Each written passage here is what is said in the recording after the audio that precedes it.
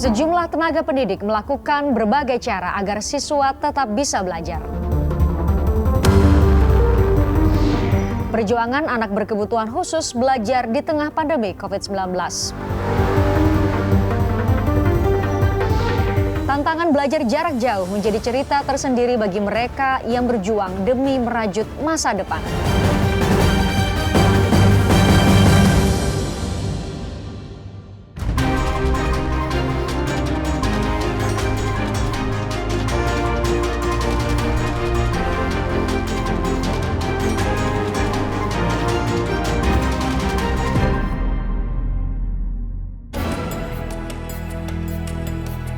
Saudara, Anda menyaksikan laporan khusus. Selama 30 menit ke depan, kami akan menyajikan berita-berita pilihan redaksi Kompas TV. Saya Christian Grich, kita jelang laporan khusus selengkapnya. Saudara, sistem pembelajaran jarak jauh menyimpan banyak kendala. Namun, beragam tantangan belajar jarak jauh di masa pandemi menjadi cerita tersendiri bagi mereka yang berjuang merajut masa depan.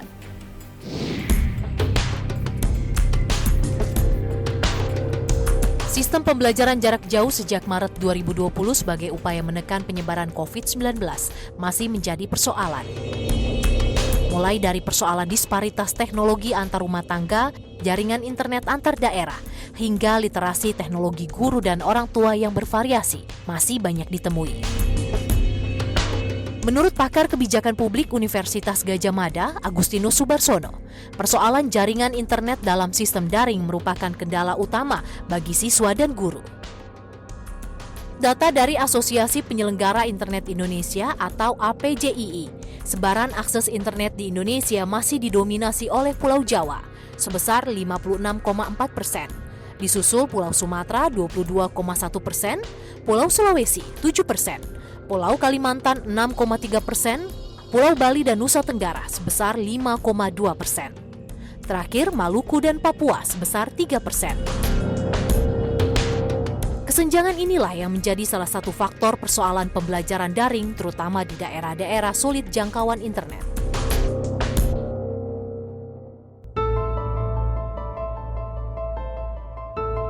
Seperti yang dialami Sartika, mahasiswa Universitas Cokro Aminoto Palopo, Sulawesi Selatan ini harus berusaha lebih keras selama pembelajaran daring. Setiap hari ia dan rekannya menempuh perjalanan dengan berjalan kaki dan mendaki perbukitan selama 1 hingga 2 jam.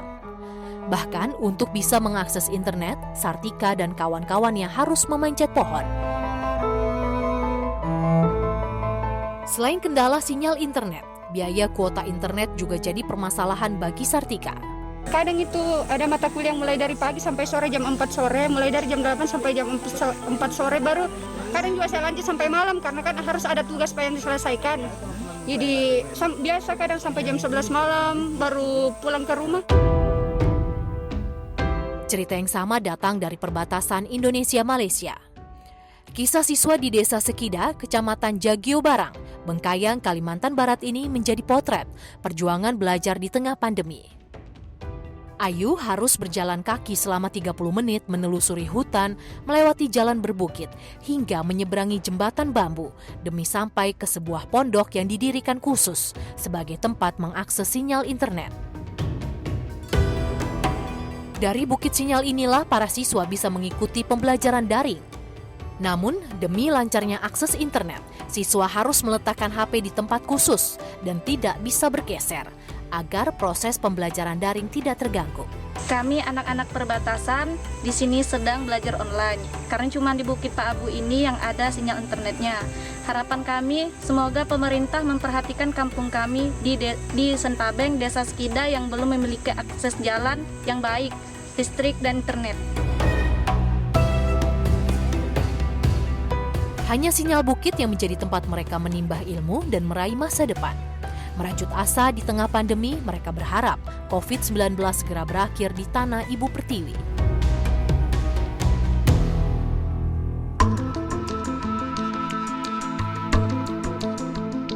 Kesenjangan akses internet ternyata tidak hanya dirasakan oleh anak-anak di luar Pulau Jawa. Pulau Jawa yang dinilai menjadi pusat pembangunan ternyata tidak menjamin ketersediaan infrastruktur digital yang memadai. Agar bisa belajar daring di tengah pandemi, sejumlah siswa sekolah dasar di Kabupaten Gunung Kidul, Yogyakarta harus berjalan kaki sejauh 2 km, mendaki perbukitan demi mendapatkan sinyal internet. Jaringan internet untuk belajar pun berasal dari warga yang berbaik hati memberikan akses jaringan internet miliknya. Dalam satu pekan, para siswa berkunjung 2 hingga 3 kali agar bisa mengikuti kegiatan belajar daring. Susah sinyal, terus orang tua juga nggak bisa terus-terus mengajari karena ada pekerjaan lainnya. Terus juga harus jalan jauh ke sini mencari sinyal. Berapa kilometer? Kira-kira 2 kilometer. Kangen banget. Apa yang dikangenin? Sama guru-guru yang menerangkan, sama teman-teman sering main, bercanda. Kalau di sini nggak bisa. Sekolah Dasar Gunung Gambar memiliki 26 siswa yang berasal dari Kecamatan Ngawen Ngelipar. Kepala Sekolah SDN Gunung Gambar mengakui mengalami kesulitan selama pembelajaran daring, mulai dari kesulitan akses internet hingga penerimaan materi oleh siswa dari pembelajaran daring ini. Sederet permasalahan yang dialami siswa dalam proses pembelajaran daring ini mendapat perhatian dari pemerintah. Pemerintah melalui Kementerian Pendidikan dan Kebudayaan mengeluarkan kebijakan pemberian kuota internet gratis untuk siswa dan guru selama masa pembelajaran daring berlangsung. Pemberian kuota internet gratis memasuki tahap kedua dengan data serapan per Oktober 2020 tercatat sebanyak 35,5 juta penerima bantuan kuota internet. Dengan rincian 29,6 juta siswa penerima, 1,9 juta guru penerima, 3,8 juta mahasiswa, dan lebih dari 166.000 dosen penerima. Selain pemberian kuota internet gratis, Kementerian Pendidikan dan Kebudayaan juga mempertimbangkan opsi sekolah tatap muka di awal 2021 nanti. Kebijakan sekolah tatap muka ini merupakan hasil keputusan Menteri Pendidikan dan Kebudayaan, Menteri Agama, Menteri Kesehatan, dan Menteri Dalam Negeri Republik Indonesia tentang panduan penyelenggaraan pembelajaran pada tahun ajaran 2020-2021 di masa pandemi COVID-19. Kebijakan ini bergantung pada kondisi per daerah. Daerah yang masuk dalam kategori zona kuning dan hijau direkomendasikan untuk menjalankan opsi pembelajaran tatap muka. Sedangkan daerah yang masuk zona orange dan merah belum disarankan untuk opsi tersebut. Pemerintah pada hari ini melakukan penyesuaian kebijakan untuk memberikan kewenangan kepada pemerintah daerah, Kanwil atau kantor Kemenang untuk menentukan pemberian izin pembelajaran tatap muka di sekolah-sekolah di bawah kewenangannya. Pemberian izin ini bisa saja secara serentak ataupun bertahap, tergantung kepada kesiapan masing-masing daerah sesuai dengan diskresi kepala daerahnya, berdasarkan evaluasi kepala daerahnya mengenai mana yang siap, mana yang tidak, dan tentunya kesiapan sekolah masing-masing.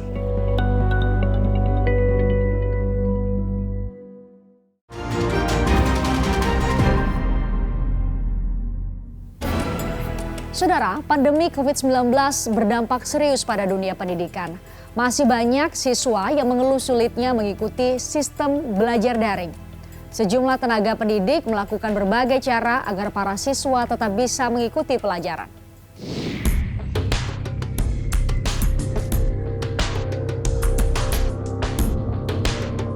Pandemi COVID-19 berdampak serius pada dunia pendidikan Indonesia. Sejak Maret 2020, Kemendikbud memberlakukan pembelajaran jarak jauh bagi para siswa.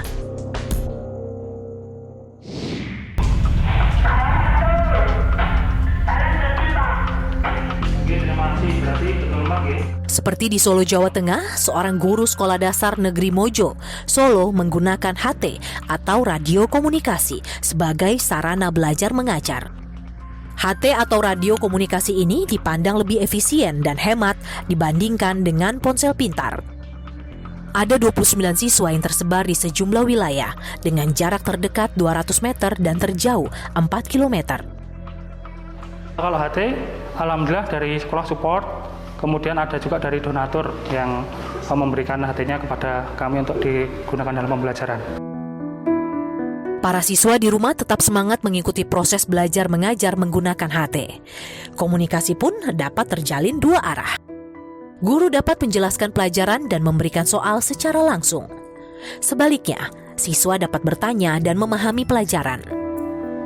Kalau kendala, yang pertama memang ada jarak yang jauh, itu sebagai kendala juga, tapi sudah teratasi. Kemudian dari HT ini memang terbatasnya tidak bisa mengirim gambar ataupun yang lain sebagainya. Sehingga ketika ada gambar atau materi tambahan yang tidak memiliki HP, harus diberikan materi tambahan setiap paginya begitu. HT atau radio komunikasi yang diberikan pihak sekolah dan sejumlah donatur ini menjadi solusi yang bermanfaat. Karena tak semua siswa memiliki ponsel pintar dan bisa membeli kuota internet. Kegiatan belajar secara daring juga menjadi kendala di Kabupaten Sika, Nusa Tenggara Timur. Selain tidak adanya jaringan internet di sejumlah tempat, para siswa juga tidak memiliki ponsel pintar. Namun, hal tersebut tak membuat seorang pengajar SMP San Carlos Habi berhenti mengajar anak muridnya. Elias Salveus De Verno, seorang guru honorer ini tetap menjalani tugasnya sebagai tenaga pendidik untuk mencerdaskan kehidupan bangsa. Setiap hari Elias menyambangi sejumlah kelompok belajar yang terdiri dari beberapa siswa di berbagai tempat. Meski harus belajar di bawah pohon, kegiatan belajar mengajar tetap berjalan agar para siswa mendapatkan hak pendidikan. Selama pandemi COVID-19, pria yang telah menjadi guru honorer sejak tahun 2012 ini mengaku mengalami kendala selama mengajar. Kesulitan yang dihadapi menurut saya ada banyak. Jarak tempuh dan medan yang memang cukup jauh dan sulit. Dalam seminggu kami harus berkeliling mengunjungi kelompok-kelompok belajar yang ada di pelosok-pelosok. Namun mau bagaimana lagi, ini sudah kewajiban kami untuk berusaha mencerdaskan anak bangsa. Jadi kami harus mengesampingkan risiko-risiko itu. Kesejahteraan Elias dan guru honorer lainnya masih jauh dari kata cukup. Di masa pandemi, ia menjahit masker di tengah kesibukannya mengajar agar kebutuhannya sehari-hari tetap tercukupi.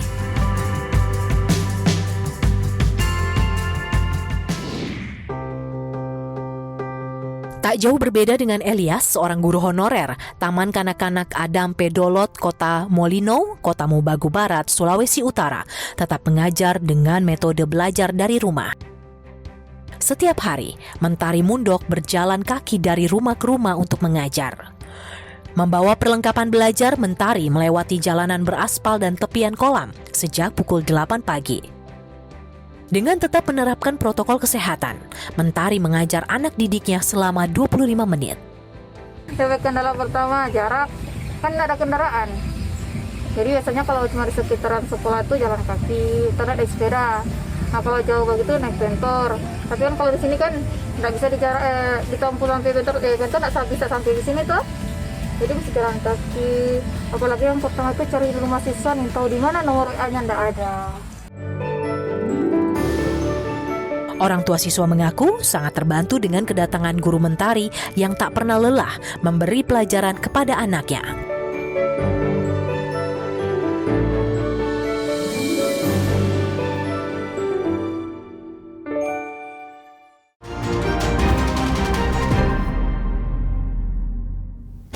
Saudara, pembelajaran jarak jauh di masa pandemi kian terasa berat bagi anak yang berkebutuhan khusus. Berbagai upaya dijalani demi pemenuhan hak pendidikan bagi mereka yang berjuang dengan keterbatasan di tengah pandemi COVID-19.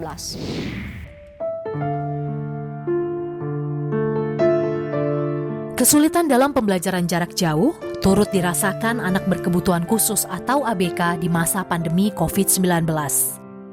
Muhammad Reza Aditya, siswa kelas 7 Sekolah Luar Biasa SLBA Tunanetra, Lebak Bulus, Jakarta Selatan, mengeluhkan sukarnya belajar jarak jauh.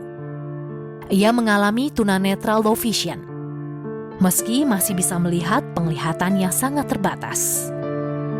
Reza mengikuti pelajaran matematika yang disampaikan sang guru melalui video call.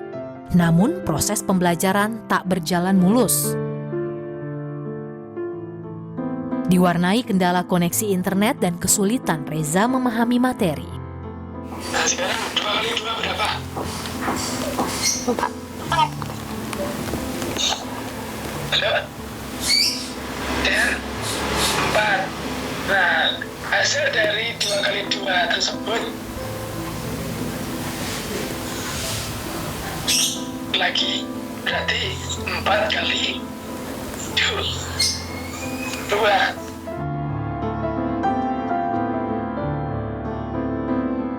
Kalau ada pelajaran baru aja gitu masih agak-agak bingung.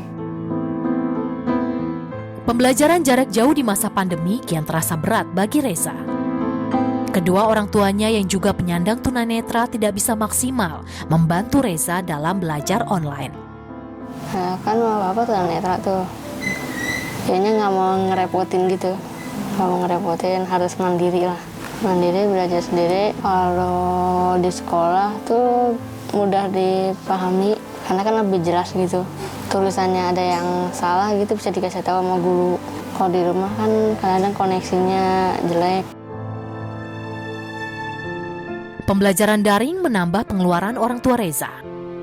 Kuota internet menjadi hal utama yang harus dibeli di tengah minimnya ekonomi. Pendapatan orang tua Reza sebagai buruh pijat dan penjual kerupuk berkurang drastis sejak pagebluk corona. Video call itu kan memerlukan ya paling biaya paket data ya. Saya harus standby terus, harus selalu hidup itunya paket datanya. Yang paling kalau lagi sulit itu aja, kalau lagi keuangannya lagi susah. Waktu sebelum pandemi bisa dibilang seminggu itu bisa dapat 10 orang atau bisa jadi 14 orang. Jadi rata-rata seharinya 2 lah bisa. Tapi setelah pandemi ini sangat jauh nurunnya. Ya paling seminggu itu 2 orang. Pernah 1 orang, bahkan kosong pun pernah saya. Menurut catatan Badan Pusat Statistik 2017, terdapat 1,6 juta anak berkebutuhan khusus yang tersebar di seluruh Indonesia. Dari jumlah tersebut, lebih dari 128.000 anak yang menempuh jalur pendidikan sekolah luar biasa. Hasil jajak pendapat Litbang Kompas menunjukkan kesulitan belajar di rumah dan terapi kesehatan menjadi 2 kesulitan utama yang dialami ABK selama pandemi COVID-19. Selain itu, ABK juga menghadapi kesulitan dalam menerapkan protokol kesehatan. Sejumlah kendala juga dirasakan orang tua ABK, terutama dalam mengajari ABK selama penerapan PJJ, dan membagi waktu antara pekerjaan serta merawat ABK.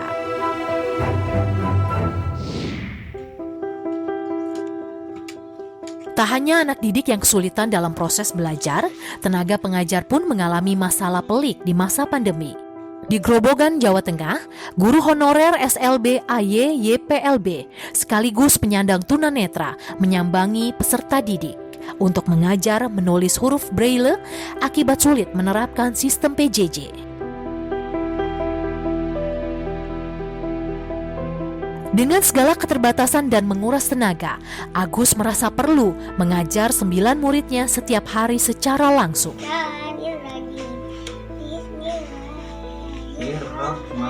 Hambatannya kalau pembelajaran melalui daring, yang pertama kita tidak bisa memberikan media konkret kepada anak karena metode pembelajaran tunanetra itu harus konkret, tidak boleh konseptual, tetapi konseptual yang konkret. Contoh seperti kalau pembelajaran daring tentang mengenalkan gajah, otomatis harus ada bentuk gajahnya, contoh bentuk gajahnya. Jadi kita tidak bisa hanya menjelaskan gajah itu ada belalainya, gajah itu ada buntutnya, ini kakinya ada 4, tidak bisa seperti itu. Sejak April lalu, sebanyak 144 siswa SLB Grobogan terpaksa belajar secara daring. Agus berharap masa pandemi segera berakhir dan belajar tatap muka murid sekolah luar biasa dapat segera terlaksana. Proses pembelajaran jarak jauh bagi guru dan anak berkebutuhan khusus jauh lebih sulit dan menguras tenaga. Berbagai upaya dijalani demi pemenuhan hak pendidikan bagi mereka yang berjuang dengan keterbatasan di tengah pandemi COVID-19.